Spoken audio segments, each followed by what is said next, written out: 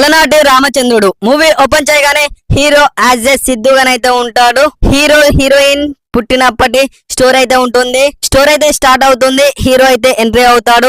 Heroine అయితే ధరణి paper తో పడవలు చేస్తూ ఉంటుంది. అక్కడికి హీరో అయితే వచ్చి చూస్తూ ఉంటాడు. ధరణిని అయితే ఫాలో అవుతాడు. సిద్ధు ధరణిని లవ్ చేస్తాడు కానీ చెప్పడు. ధరణి వాళ్ళ చిన్నప్పుడే బార్డర్ లో చనిపోతాడు. కాలేజ్ లో అయితే కామెడీ అయితే ఉంటుంది. హీరో సిద్ధు అయితే డీసెంట్ గా ఉంటాడు. ధరణిని లవ్ చేసి ప్రపోజ్ చేద్దాం అనుకుంటాడు కానీ ప్రపోజ్ చేయలేకపోతాడు. సిద్ధు ధరణి ఫ్రెండ్స్ అయితే అవుతారు. సిద్ధు కాలేజ్ లో ధరణికి ప్రపోజ్ చేద్దాం అనుకుంటాడు.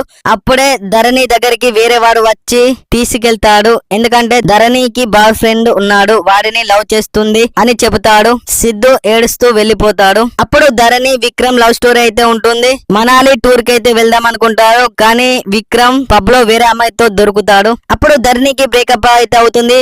మనాలికి అయితే ఒకతే వెళ్తుంది. సిద్ధు వెనకాల వస్తాడు. ధరణి మోసపోయిందని లోయలో పడిపోతుంది. అప్పుడు సిద్ధు కాపాడుతాడు. ధరణి హాస్పిటల్ కు తీసుకువెళ్తే 24 గంటలు జరిగింది మర్చిపోతుంది. 24 గంటల తర్వాత కోలుకుంటుంది అని అంటారు. సిద్ధు ప్రేమని 24 గంటల్లోనైతే చూపెడతాడు. అప్పుడు చిన్నప్పటి స్టోరీ ఉంటుంది. ఇద్దరు చిన్నప్పుడు దూరం అవుతారు. తర్వాత ధరణి వాళ్ళ నాన్న గుర్తులను హీరో చూపెడతాడు. ధరణి అయితే సిద్ధుని లవ్ చేస్తుంది. 24 గంటలు పూర్తి అవుతాయి. ధరణి గతం గురించి అయితే గుర్తుకు తెచ్చుకోవాలని అనుకుంటుంది. 24 గంటలు ఏం జరిగిందో తెలియదు. అప్పుడు హీరో దూరం అవుతాడు.